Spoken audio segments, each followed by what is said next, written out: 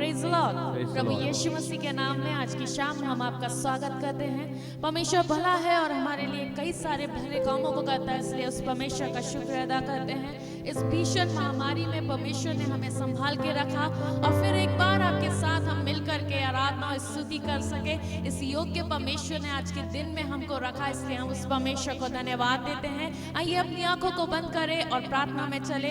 हम परमेश्वर से इस आज के दिन अपने लिए कुछ नया मांगे, कुछ ऐसा मांगे कि परमेश्वर हमारे जीवन में होने दे कि आज अद्भुत काम होने बन जाए। आइए हम प्रार्थना में चले।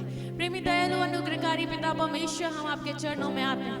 आज शाम के समय में हम आपको धन्यवाद देते हैं कि आपने हमें जिंदों की भूमि में जीवित रखा खुदावन। हम मिट नहीं गए, ये तेरे महान अनुग्रह का फल है खुदावन। पिता हम तुझसे प्रार्थना करते हैं आज शाम के लिए खुदा। जितने लोग प्रभु जी इस समय आराधना में बैठे हुए हैं, जितने लोग प्रभु इस समय प्रभु जी आराधना को सुन रहे हैं, यीशु के नाम में उनके जीवन में अद्भुत काम होने बन जाए प्रभु। अगर कोई बीमार है प्रभु जी और इस समय वो हमारे बीच में बैठा हुआ है प्रभु जी, लोग हमारे प्रार्थनाओं को सुन रहे हैं प्रभु जी, आराधनाओं को सुन रहे हैं प्रभु, उनके जीवन में अद्भुत काम होने दे खुदावन। अगर कोई प्रभु जी इस मंशा से बैठा हुआ है कि आज के दिन कुछ नया होने जा रहा है, आज के दिन मेरे परिवार में कुछ नया होने जा रहा है, आज के दिन मेरे लिए कुछ होने जा रहा है, तो यीशु के नाम में प्रभु उनके लिए नए कामों को कार्य कर प्रभु। खुदावन हम तुझसे प्रार्थना करते हैं, तेरी सामत को, अद्भुत सामत को प्रभु एक एक के घरों में मांग लेते हैं प्रभु जी। जब प्रभु हम यहाँ से आराधना कराते हैं, पवित्र आत्मा की सामत काम करे खुदा, पवित्र आत्मा की अलौकिक सामत काम करने बन जाए, ताकि तेरे नाम की महिमा होने बन जाए खुदा। आगे की आराधना को आपके हाथों में सौंपते हैं प्रभु। हमारे प्रभु आराधना में तेरे पवित्र आत्मा की उपस्थिति को मांग लेते हैं। जब हम आराधना को कराते हैं प्रभु, तेरी आत्मा का काम लोगों के बीच में होने बन जाए प्रभु जी। सुनने वाले कान आशीषित हो जाए प्रभु जी, लोगों का उद्धार हो प्रभु जी, लोगों का छुटकारा हो प्रभु। ऐसी हम तुझसे प्रार्थना करते हैं खुदावन। प्रभु आगे की आराधना को आपके हाथों में सौंपते हुए प्रार्थना मांगते हैं आपके बेटे प्रभु यीशु मसीह के नाम से, आमीन। आइए हम आराधना में चले, आराधना को करके परमेश्वर की नाम की महिमा करें, क्योंकि हर दिन हमारा आराधना का दिन होता है। हर दिन अगर हम आराधना चढ़ाए तो हम ये कह सकते हैं कि हमारे जो जीवन है, जीने का जो मकसद है वो पूरा हो रहा है। आइए हम आराधना में चले। Thank you Lord Jesus.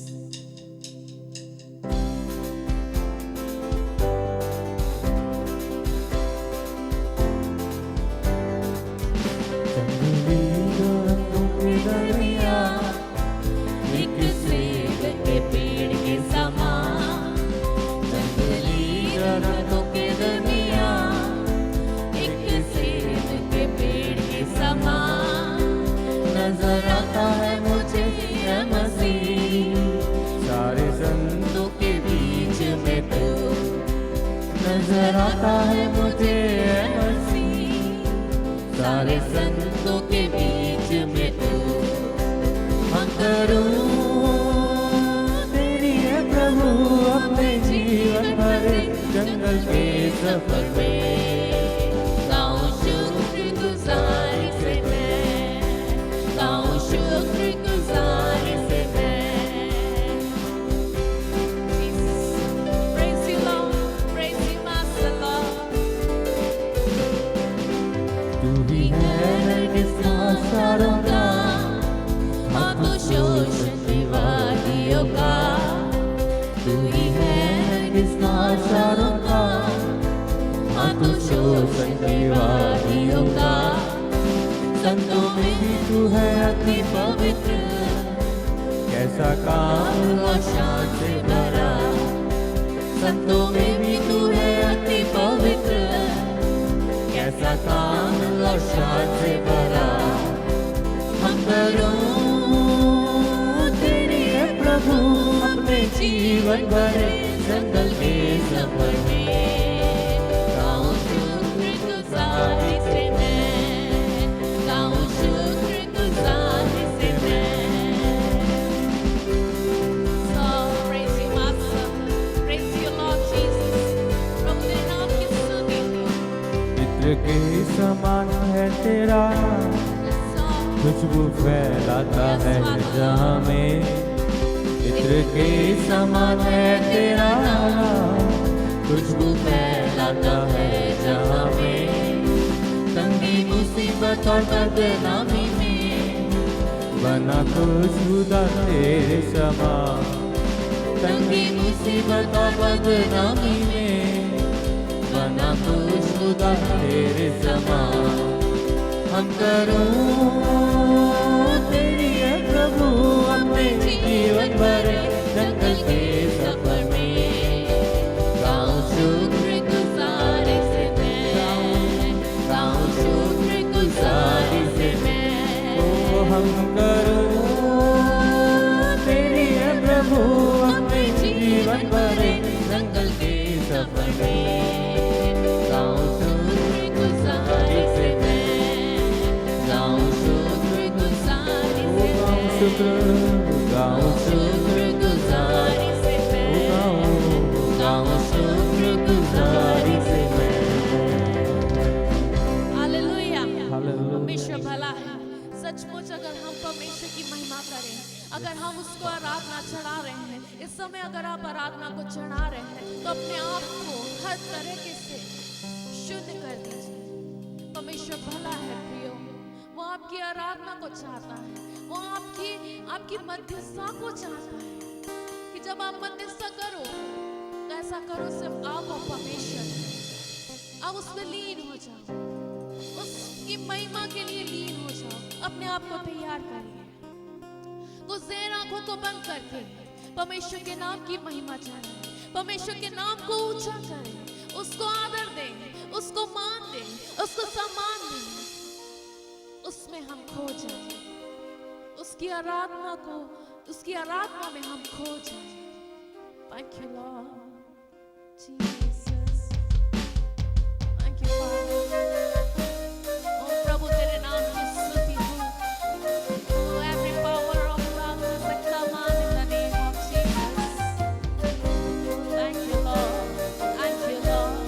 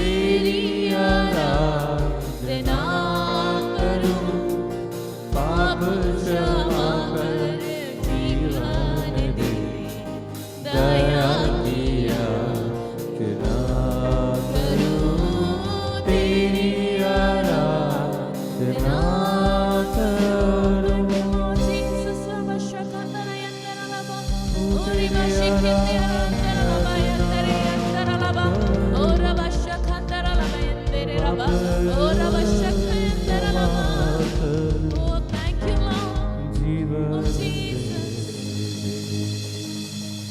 दया किया सुना करूं तेरी प्रभु हम तेरे नाम की स्तुति करते हैं थैंक यू लॉर्ड जीसस प्रभु तू महान है तू अति आदर के योग्य परमेश्वर है प्रभु सचमुच प्रभु हमारे जीवन से सिर्फ तुझे महिमा मिलने को जाएगी तू महान है तू महान है थैंक यू लॉर्ड जीसस मेरे प्रभु। आइए हमारा आपने आपको तैयार करे वचन को सुनने के लिए परमेश्वर के दास जब वचन को सुनाते हैं तो प्रियो उनके मुख से निकलने वाले वचन पवित्र आत्मा के आग के द्वारा काम करने बन जाए आइए हम वचन में चले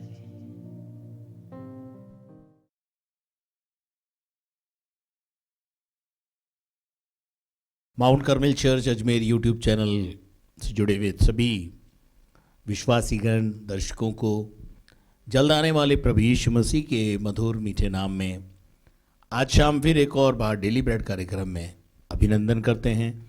आशा करते हैं आप अच्छे होंगे। दिन भर आपको प्रभु ने संभाला, जय के उत्सव में लेके चला, और विशेष तौर से जबकि ये कहाँ ये माहौल जो है इस समय महामारी का है, लेकिन उस महामारी के दौरान में भी आपको प्रभु ने सुरक्षित रखा, आपको बचाया, आपके परिवार को बचाया। सब बातों के लिए हम प्रभु को धन्यवाद देते हैं। और अभी एक अच्छी आराधना हमने प्रभु को चढ़ाई है, प्रभु को अर्पित की है, और प्रभु हमारी आराधना से प्रसन्न हुआ है। और आइए अब हम परमेश्वर के वचन की ओर चलते हैं। और जब हम वचन की ओर चलते हैं तो प्रभु को धन्यवाद देते हैं कि मत्ती के 5वें अध्याय से लेकर के 9वें अध्याय तक हर एक आयत को धीरे धीरे अच्छी रीति से प्रतिदिन कुछ भागों में कर कर के समझने में परमेश्वर ने हमारी सहायता और मदद की है। और अब हम आज 10वें अध्याय में प्रवेश कर रहे हैं। तो जब 10वें अध्याय में प्रवेश कर रहे हैं तो मैं चाहूँगा इस समय कि 10वें अध्याय के पहले पद से लेकर के और उसके 15 पद तक हमें पढ़ना होगा, तभी हम समझ पाएंगे कि परमेश्वर का वचन यहाँ पर क्या कहता है। पढ़िए। फिर उसने अपने 12 चेलों को पास बुलाकर उन्हें अशुद्ध आत्माओं पर अधिकार दिया कि उन्हें निकाले और सब प्रकार की बीमारियों और हर प्रकार की दुर्बलताओं को दूर करें। इन 12 प्रेरितों के नाम ये हैं: पहला शैमोन जो पतरस कहलाता है, और उसका भाई अंद्रियास, जब्दी का पुत्र याकूब, और उसका भाई यूहन्ना, फिलिपुस और बरतुल्ले में थोमा, और महसूल लेने वाला मत्ती, हल्पाई का पुत्र याकूब और तद्दे, सैमोन कनानी और यहूदा इस्करियोती जिसने उसे पकड़वा भी दिया। इन 12 को यीशु ने यह आज्ञा देकर भेजा, अन्य जातियों की ओर न जाना और सामरियों के किसी नगर में प्रवेश न करना, परंतु इज़राइल के घराने की खोई हुई भेड़ों के पास जाना, और चलते चलते यह प्रचार करो, स्वर्ग का राज्य निकट आ गया है। बीमारों को चंगा करो, मरे हुओं को जिलाओ, कोढ़ियों को शुद्ध करो, दुष्ट आत्माओं को निकालो। तुमने सेतमेत पाया है, सेतमेत दो।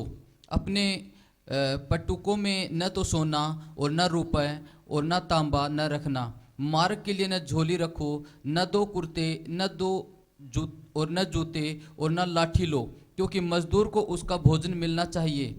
जिस किसी नगर या गांव में जाओ तो पता लगाओ कि वहाँ कौन योग्य है, और जब तक वहाँ से न निकलो उसी के यहाँ रहो। घर में प्रवेश करते हुए उसको आशीष देना। यदि उस घर के लोग योग्य होंगे तो तुम्हारा कल्याण उन पर पहुँचेगा, परंतु यदि वे योग्य न हो तो तुम्हारा कल्याण तुम्हारे पास लौट आएगा। जो कोई तुम्हें ग्रहण न करे और तुम्हारी बातें न सुने, उस घर या उस नगर से निकलते हुए अपने पाँवों की धूल झाड़ डालो। मैं तुमसे सच कहता हूँ कि न्याय के दिन उस नगर की दशा से सैदोम और अमोरा के देश की दशा अधिक सहने योग्य होगी। Thank you very much, God bless you brother. मत्ती रचित सुसमाचार 10वें अध्याय को जब हम शुरू होते हुए देखते हैं तो यीशु मसीह ने उस समय में अपने 12 शिष्यों का चुनाव कर लिया है, और ये मुख्य 12 चेले जो हैं यीशु मसीह के, जो चुन लिए गए हैं। और यीशु मसीह ने यहाँ लिखा है, और उसने अपने 12 चेलों को अपने पास बुलाकर उन्हें अशुद्ध आत्माओं पर अधिकार दिया।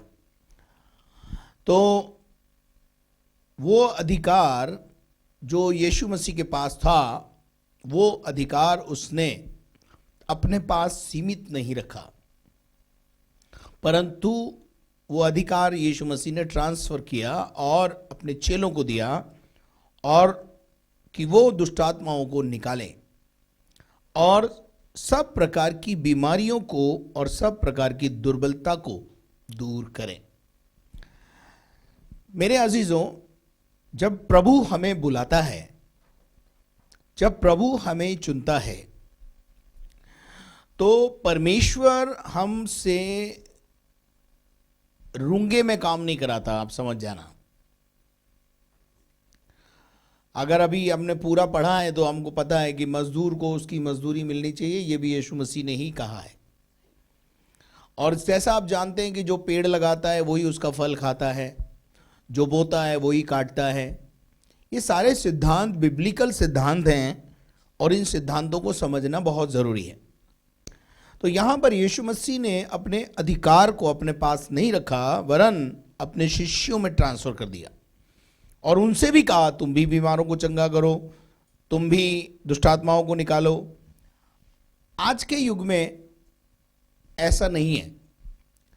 आज के युग में केवल ऐसा होता है कि पास्टर बीमार पर हाथ रख के प्रार्थना करेगा या पास्टर ही दुष्टात्मा निकालेगा, परंतु यीशु मसीह ने ऐसा कोई पार्शलिटी नहीं किया है। और मैं भी अपनी कलीसिया के लोगों को एक बात बोलता हूं कि बाइबल में मरकुस 16:16 में लिखा है, जो विश्वास करे और बपतिस्मा ले उसका उद्धार होगा, और जो उद्धार पाया हुआ व्यक्ति है या जिसने विश्वास किया हुआ व्यक्ति है, उसके अंदर ये चिन्ह होंगे कि वो दुष्टात्माओं को निकालेंगे और नई नई भाषा बोलेंगे, सांपों को उठा लेंगे, और यदि वे नाशक वस्तुएं पी जाएं तो भी उनकी कुछ हानि नहीं होगी, और वे बीमारों पर हाथ रखेंगे और बीमार चंगे हो जाएंगे। तो ये अधिकार यीशु मसीह ने किसको दे दिया? जो चेले बन रहे हैं आज की तारीख में भी उनके पास। हर विश्वासी अपने अधिकार को समझे, जो अधिकार उसे परमेश्वर की ओर से मिला हुआ है। अगर आपका नया जन्म हुआ है, आपने परमेश्वर के राज्य में जन्म लिया है, तो आप परमेश्वर के घराने के हैं। अब आपको कैसे पता चलेगा? यूहन्ना 1:12 में लिखा हुआ है कि जितनों ने उस पर विश्वास किया वे सब परमेश्वर की संतान कहलाए।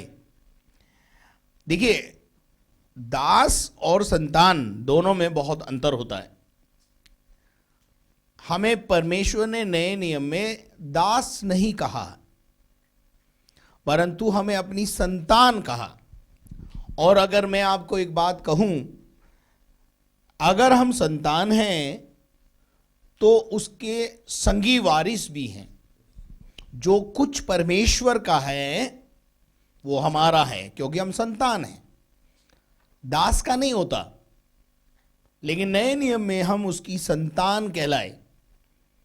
रोमियो की पत्री और उसका 8 अध्याय उसके 14 पद में अगर अपन पढ़ेंगे तो वहां पर लिखा हुआ है, जो इसलिए कि जितने लोग परमेश्वर की आत्मा के चलाए चलते हैं। अब जो परमेश्वर की आत्मा के चलाए चलते हैं वे ही परमेश्वर के पुत्र हैं। हम परमेश्वर के पुत्र हैं, और अगर हम पुत्र हैं तो वारिस भी हैं। और अगर हम वारिस हैं तो जो कुछ परमेश्वर का है वो हमारा ही तो है।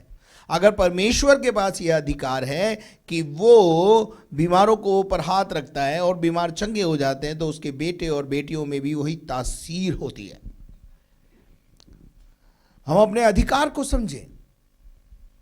अगर हम अपने अधिकारों को नहीं समझते हैं तो ये गलती हमारी है, परमेश्वर की नहीं है। यहां पर यीशु मसीह ने, अगर आप मत्ती का 28 अध्याय और उसके 18 पद को भी अगर अपन पढ़ेंगे तो वहां यीशु मसीह ने ग्रेट कमीशन के बारे में बात कही है। ग्रेट कमीशन क्या है? यीशु ने उनके पास आकर कहा, यीशु ने उनके पास आकर कहा, स्वर्ग और पृथ्वी का सारा अधिकार स्वर्ग और पृथ्वी का सारा अधिकार मेरे पास है, और इसलिए तुम जाओ, इसलिए अब तुम जाओ, सब जातियों के लोगों को चेला बनाओ, सब जातियों के लोगों को मेरा क्या बनाओ, चेला बनाओ, चेला बनाओ, और उन्हें पिता उन्हें पिता पुत्र और पुत्र और पवित्र आत्मा के नाम से बपतिस्मा दो, बपतिस्मा दो। आगे, और उन्हें सब बातें जो मैंने तुम्हें आज्ञा दी हैं हाँ, मानना सिखाओ। आगे, और देखो मैं जगत के अंत तक सदा तुम्हारे साथ रहूंगा। हाँ, यीशु मसीह जगत के अंत तक हमारे साथ है। ग्रेट कमीशन दे दिया प्रभु यीशु मसीह ने। सारे अधिकार जो उसके पास थे वो सारे अधिकार उसने हमको दे दिए। अगर आप लूका रचित सुसमाचार उसका 9वां अध्याय और उसके पहले दूसरे पदों को पढ़ेंगे तो वहां भी हमको ये बात देखने को मिलेगी। पढ़ेंगे जरा। फिर उसने 12 को बुलाकर उन सब दुष्ट आत्माओं उन सारी दुष्ट आत्माओं और बीमारियों को दूर करने की सामर्थ और बीमारों को दूर करने की सामर्थ और अधिकार दिया। देखिए यहां पर 3 बातें हैं। पहली बात, उसने 12 को बुलाया। बुलाने के बाद उसने उनको पावर एंड अथॉरिटी दी, सब दुष्ट आत्माओं और बीमारियों को दूर करने की सामर्थ और अधिकार। पावर एंड अथॉरिटी, सामर्थ और उन पर अधिकार हमको दिया। तो हमको इस बात को समझना चाहिए कि हमारे पास, हमें प्रभु ने छूछे हाथ नहीं भेजा है। हम छूछे नहीं हैं, वरन हम उसके द्वारा चुने हुए और अधिकार पाए हुए लोग हैं। अब देखिए अपन एक और मकसद में चेलों के बारे में आपको बता देना चाहता हूं। मरकुस का 3 अध्याय और उसके 13-14 पद को पढ़ें, 14-15 को। तब उसने 12 पुरुषों को नियुक्त किया। तब वह पहाड़ पर चला गया और फिर वह पहाड़ पर चढ़ गया। हाँ, और जिन्हें वो चाहता था उन्हें अपने पास बुलाया। आगे, और वे उनके पास आए। और वे उसके पास आए। तब उसने 12 पुरुषों को नियुक्त किया और उसने 12 पुरुषों को अपॉइंट किया कि वे उसके साथ साथ रहें, कि वो उसके क्या रहें, साथ साथ रहें, हमेशा उसके साथ रहें। चेले बनने का मकसद क्या है? चेला हमेशा गुरु से अटैच रहेगा। गुरु और चेले का जो संबंध होता है वो इसी प्रकार का होता है। और जो कुछ गुरु का होता है, अगर चेले के चेलेपन से वो प्रसन्न हो जाता है तो गुरु अपना सारा सब कुछ जो कुछ उसका होता है वो उसको देके चला जाता है। लेकिन होना कैसा चाहिए? चेला जो उसे प्रसन्न करे। अच्छा, उसके साथ रहे। और लिखा है, पढ़िए। और वे उन्हें भेजे, और वो उनको भेजे कि वे प्रचार करें। क्या करें? प्रचार करें। क्या करें? प्रचार करें। बीमारों को चंगा करें, यही नहीं है।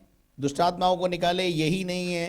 पर एक और विषय यहां पर साथ जुड़ा है, द प्रीच द गॉस्पल। वो प्रचार करें। चलिए और आगे बढ़ें। और दुष्ट आत्माओं को निकालने का अधिकार रखें। और क्या निकालें? दुष्ट आत्माओं को निकालने का अधिकार रखें। हाँ, वो अधिकार को रखे। और वे ये हैं शमौन। अब देखिए यहां पर बस मैं इतना ही बताना चाहता हूं, बाकी तो वो चेलों की लिस्ट है, उसमें अपन समय को खराब नहीं करना चाहते। लेकिन यहां मैं आपको बस इतना बताना चाहता हूं कि परमेश्वर ने प्रभु यीशु मसीह ने इन चेलों को अपने पास बुलाया और सारे अधिकार जो यीशु मसीह के पास थे वो सब अधिकार उसने, यीशु मसीह ने अपने चेलों के अंदर ट्रांसफर कर दी। कुछ भी बचा के अपने पास नहीं रखा। एक बहुत अच्छी आयत है परमेश्वर के वचन में यूहन्ना के अंदर कि यदि तुम मुझ पर विश्वास करोगे तो मुझसे भी बड़े बड़े कामों को करोगे। तो ये ऐसे ही नहीं कर दिया प्रभु यीशु मसीह ने हमें। अब प्रॉब्लम क्या है कि हम अपने अधिकारों को नहीं समझ पा रहे।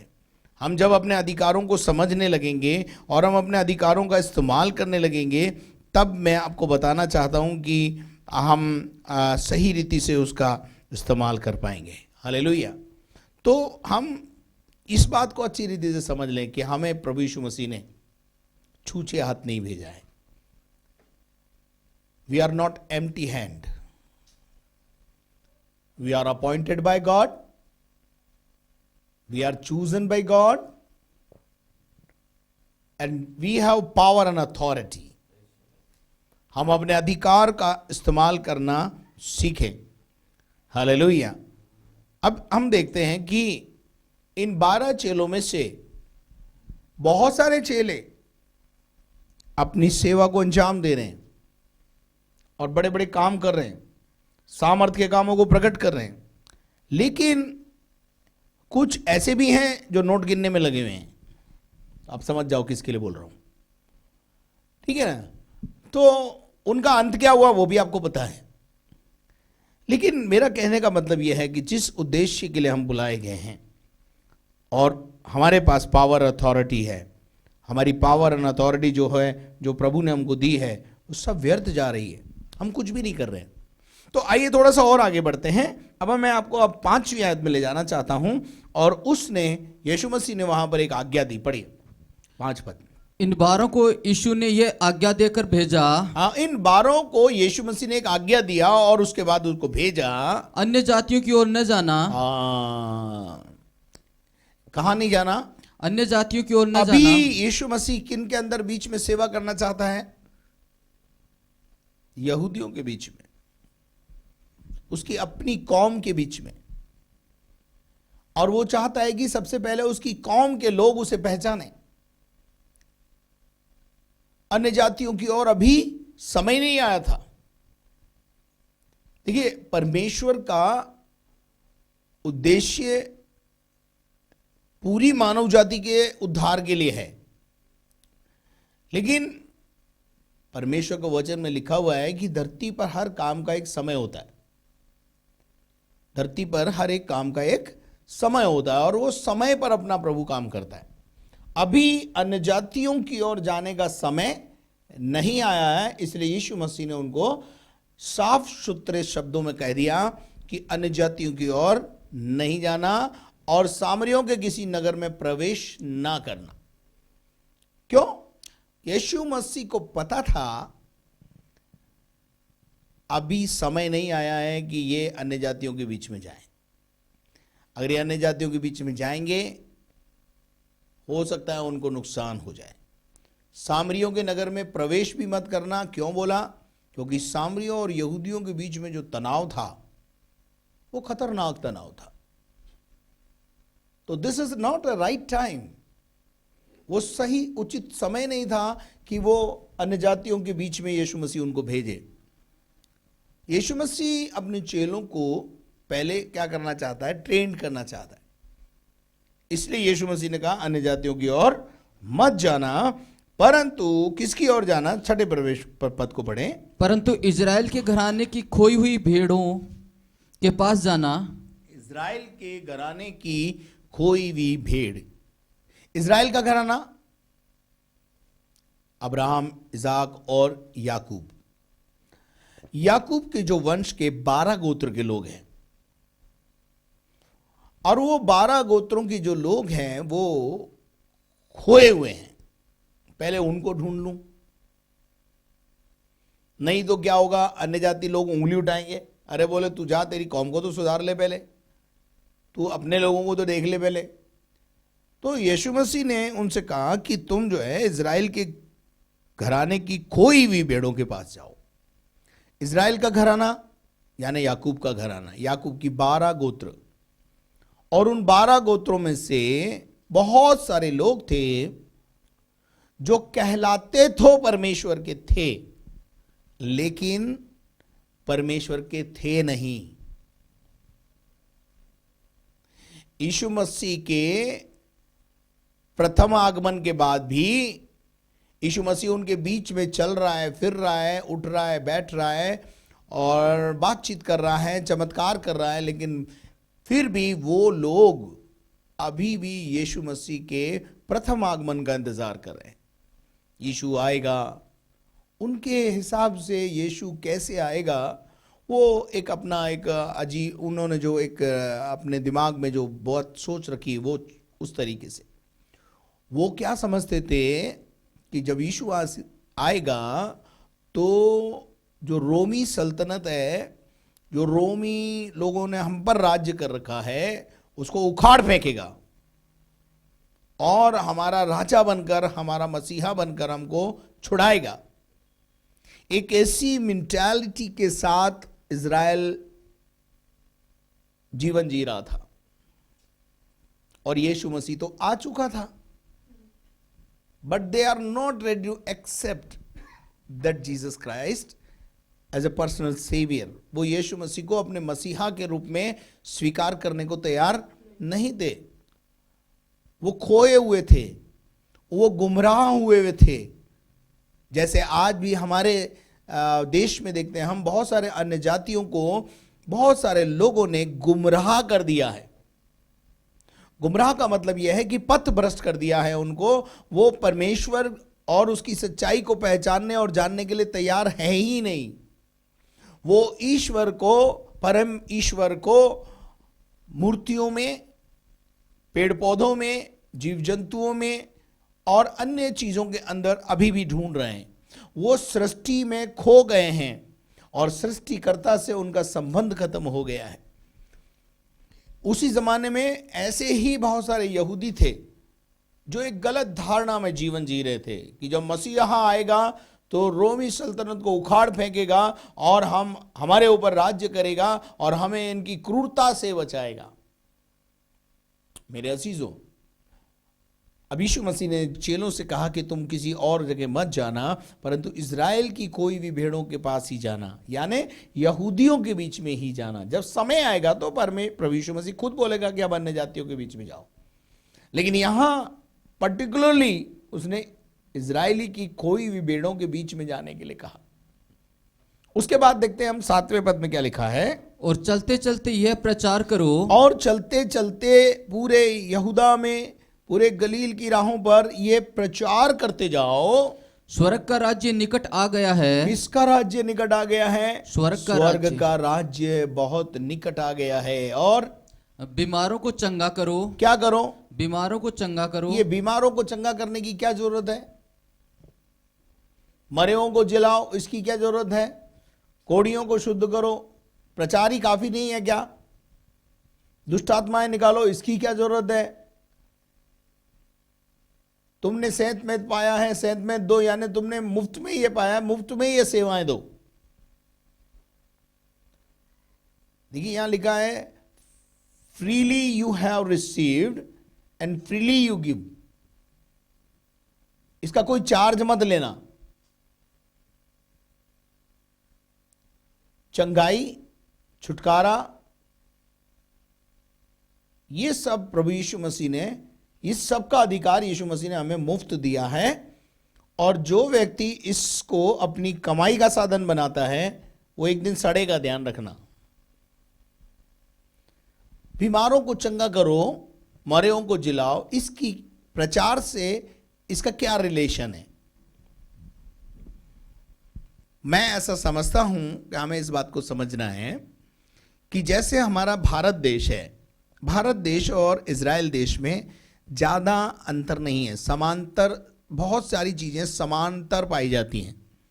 जैसे भारतीयों की सोच और इज़राइलियों की सोच में ज़्यादा अंतर नहीं है। भारत एक कृषि प्रधान देश है, इज़राइल भी एक कृषि प्रधान देश है। इसलिए बाइबल को समझने में भारतीयों को दिक्कत नहीं होती है। दूसरे देश के लोगों को बाइबल को समझने में बड़ी दिक्कत होती है, लेकिन भारतीय व्यक्ति बाइबल को अच्छी तरह से, सरलता से समझ सकता है, क्योंकि जिस परिवेश में इज़राइल देश था उसी परिवेश में भारत भी पाया जाता है। समांतर बातें हैं। मूर्ति पूजा में वो भी लिप्त था, मूर्ति पूजा में हमारा देश भी लिप्त है, ठीक है। अंधविश्वास में वो भी पाए जाते थे, अंधविश्वास में हमारा देश भी पाया जाता है। परंपराओं और रीति रिवाज और कस्टम सिस्टम में हमारा देश भी पाया जाता है, तो इज़राइल देश भी बहुत पाया जाता था। तुमने हाथ नहीं धोए, हाथ धो के खाना खाना चाहिए, और पाँव धो के अंदर आना चाहिए, और ये मत करो वो मत करो। ऐसे बहुत सारी बातें थी जो भारत से रिलेटेड हैं। अब हमारे देश में एक और खूबी है, और वो है चमत्कार को नमस्कार। अगर आपके हाथ में चंगाई का पावर, छुटकारे का पावर, दुष्टात्माएं आपका कहना मान रही हैं, लोग आपको एक्सेप्ट करेंगे कि इसमें कोई दिव्य सामर्थ है, और आपकी सुनेंगे भी। आपके पास अगर कोई ऐसी सामर्थ के काम करने का अधिकार या सामर्थ की पावर एंड अथॉरिटी नहीं है, तो कोई आपके पीछे नहीं आने वाला है। आप मेरी बात को समझ रहे होंगे कि मैं जो बोल रहा हूं कि भारत देश चमत्कार को नमस्कार करता है, ऐसे ही इज़राइल के अंदर भी चमत्कार को नमस्कार है भाई।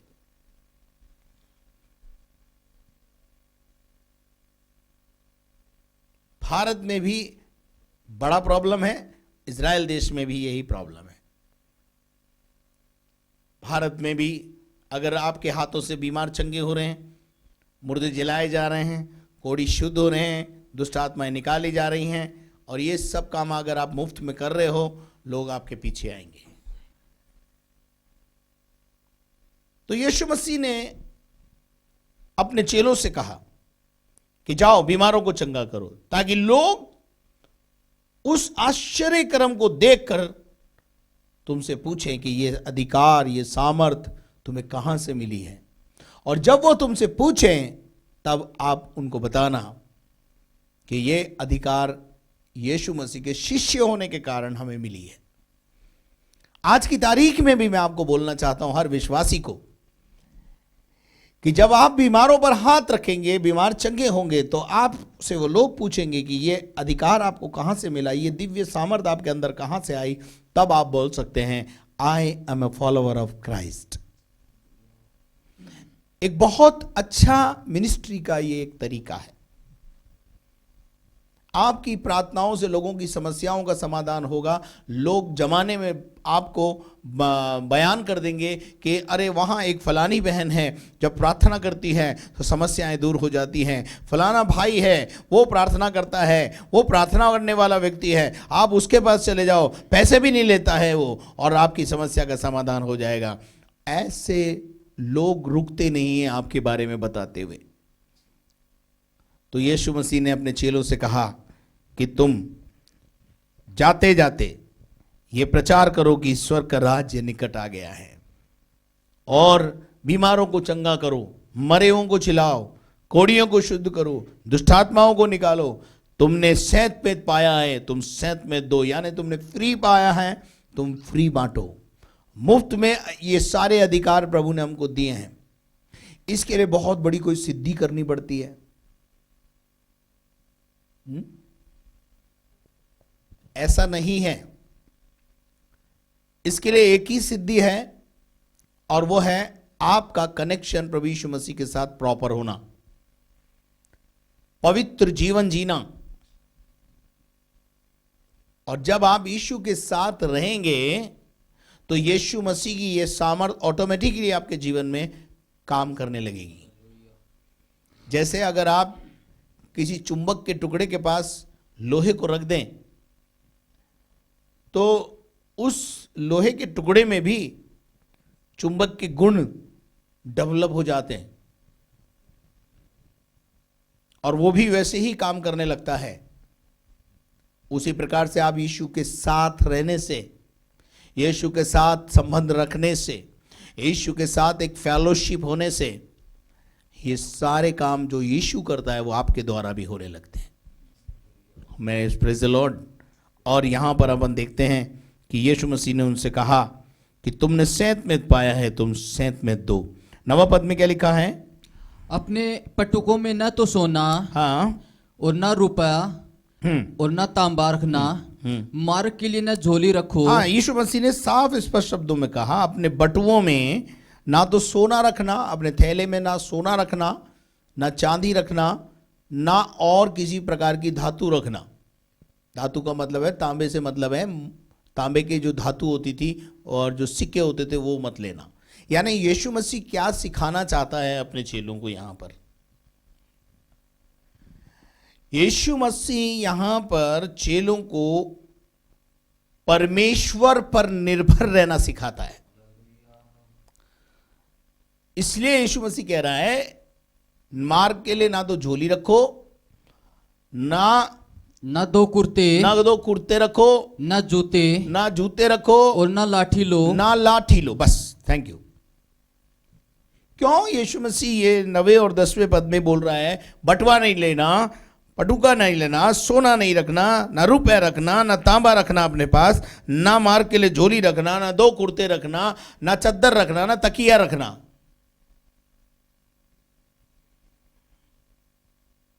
क्यों यीशु मसीह यहां पर इस बात को चेलों को कह रहा है? मैं आपको बताना चाहता हूं, यीशु मसीह चाहता था कि मेरे चेले मुझ पर और परमेश्वर पर निर्भर रहना सीखें। यीशु मसीह परमेश्वर जो है वो ब्रह्मांड का रचने वाला है, स्वर्ग का और पृथ्वी का मालिक है। सोना उसका है, चांदी उसकी है, तांबा उसका है, जो धरती से निकल रहा है सब उसका है, उसको कोई जरूरत नहीं है। लेकिन वो चाहता है कि मेरे चेले मुझ पर निर्भर रहना सीखें। निर्भरता, जैसे अभी इस समय में हमारे मोदी सरकार जो है, मोदी जी कहते हैं कि हम भारत को आत्मनिर्भर बनाना चाहते हैं। बहुत अच्छा है। मैं तो कहता हूं हर व्यक्ति को अपने जीवन के लिए आत्मनिर्भर बनना चाहिए, और अगर हर व्यक्ति आत्मनिर्भर हो जाएगा तो भारत अपने आप ही आत्मनिर्भर हो जाएगा। हमें नहीं चाहिए विदेशी चीजें, हमें नहीं चाहिए ये सब, हटाओ। हम तो खुद नहीं चाहते हैं, हम तो खुद चाहते हैं कि हम भारतीय हैं तो भारतीय प्रोडक्ट्स का इस्तेमाल करें। लेकिन तुम मार्केट में लाते हो, लाया भी कौन? तुम ही लाए हो। सरकार की अनुमति के बिना चाइना का माल देश में नहीं बिक सकता है। सरकार की अनुमति के बिना दूसरे देशों का माल हमारे देश में नहीं बिक सकता, तो लाए भी यही हैं। चलो अब समझ में आ गई तो बहुत अच्छी बात है। लेकिन आज शाम मैं भी चाहता हूं कि हर विश्वासी ये समझे, तुम परमेश्वर पर निर्भर रहना सीखो। यीशु मसीह अपने चेलों को सबसे पहला सबक ही यही सिखा रहा है, पवित्र आत्मा, परमेश्वर पर निर्भरता। और वो क्या कह रहा है आगे? आगे वो एक बहुत अच्छी लाइन बोलता है लास्ट में, क्योंकि मजदूर को उसकी मजदूरी, उसका भोजन मिलना चाहिए। तुम्हारी रोटी और कपड़े और मकान का परमेश्वर प्रयोजन करेगा। तुम्हें चांदी और सोना और ये सब कुछ ले जाने की जरूरत नहीं है। मैं परमेश्वर के सेवकों से और विश्वासियों से इस समय कहना चाहता हूं, आपके अंदर अगर ये टैलेंट है या ये वरदान है तो आपको किसी भली वस्तु की घटी आपके अनुयायी, आपके जनता नहीं होने देगी। लेकिन भाई साहब, नमस्कार तो यहां चमत्कार को है। आपका अपना जीवन ठीक नहीं है तो चमत्कार नहीं होंगे आपसे, क्योंकि मजदूर को मजदूरी और उसका भोजन मिलना चाहिए। किससे दिलाएगा? किससे परमेश्वर आपकी आवश्यकताओं को पूरा करेगा? मैं ऐसा विश्वास करता हूं कि जिन लोगों के लिए आपने प्रार्थना की, जिनके घरों में आपने प्रार्थना करके चमत्कार हुआ, वही लोग आपकी आवश्यकता को क्या कर देंगे? पूरा कर देंगे। क्यों?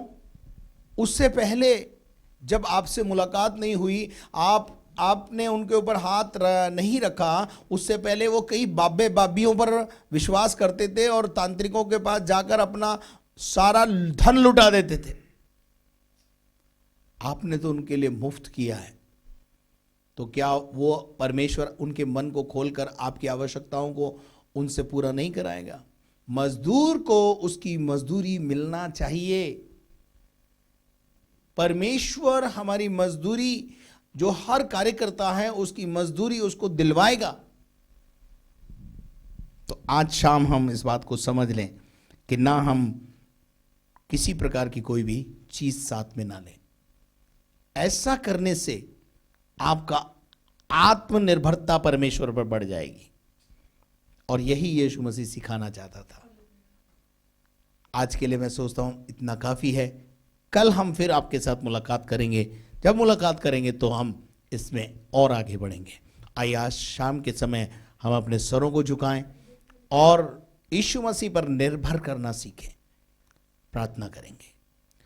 हमारे दयालु स्वर्गीय पिता परमेश्वर, तेरे बेटे यीशु मसीह के नाम से हम प्रार्थना करते हैं, धन्यवाद करते हैं। आज शाम के समय में ये वचन जो आपने हमें दिया, इस पे तेरी आशीष कहते हैं। Bless the Lord. प्रभु, जिनके आज जन्मदिन है उनको यीशु के नाम से आशीष कहते हैं। जिनके आज बर्थडे प्रभु, और जिनके आज मैरिज एनिवर्सरी, उनको आशीष दे। और जो कोविड-19 बीमारी है, यीशु मसीह के नाम से भारत से जाने पाए, कलीसियाएं जल्द से जल्द खुलने पाए, ये हमारी आपसे विनती प्रार्थना है। आज के वचन को जब हमने पढ़ा है प्रभु, सीखा है कि वो पावर एंड अथॉरिटी तूने हमें दी है कि हम बीमारों पर हाथ रखें, बीमार चंगे हो जाएं, दुष्ट आत्माएं निकालें, प्रचार करें। यीशु के साथ रहने से ये सब कुछ हमको मिलेगा। धन्यवाद करते प्रभु जी। हमें अपने अधिकारों को समझने के लिए बल, शक्ति और सामर्थ्य दे। हमारी अंदर की आंखों को खोल परमेश्वर, ये मेरी आपसे प्रार्थना है। सारा आदर, मान, सम्मान, गौरव तुझे देते हुए प्रार्थना को यीशु मसीह के नाम से मांगते हैं, आमीन। और अब हमारे खुदावंद यीशु मसीह का फजल, खुदा बाप की मोहब्बत, पाक रूह की रिफाकत और शराकत अब से लेकर हमेशा तक हम सबों के साथ हमेशा तक होती रहे। और हम सब बोले आमीन। May God bless you. परमेश्वर आप सबको आशीष दे। यदि आपने हमारे चैनल को सब्सक्राइब नहीं किया है तो आप सब्सक्राइब करें, और यदि आपने हमारे चैनल को सब्सक्राइब कर लिया है तो बेल आइकन को जरूर दबाएं, शेयर करें, लाइक करें। साथ में यदि आप अपने प्रार्थना के निवेदन हमको देना चाहते हैं तो प्रार्थना टावर के नंबर्स का इस्तेमाल करें। और यदि आप हमारी सेवकाई में किसी भी प्रकार का आर्थिक सहयोग करना चाहते हैं तो बैंक डिटेल्स, अकाउंट्स की जो हैं वो स्क्रीन पर है। Thank you very much. May God bless you. कल शाम 4 बजे आपके साथ शिरकत हासिल करेंगे। तब तक के लिए घर में रहें, सुरक्षित रहें। प्रभु आपको आशीष दे। धन्यवाद।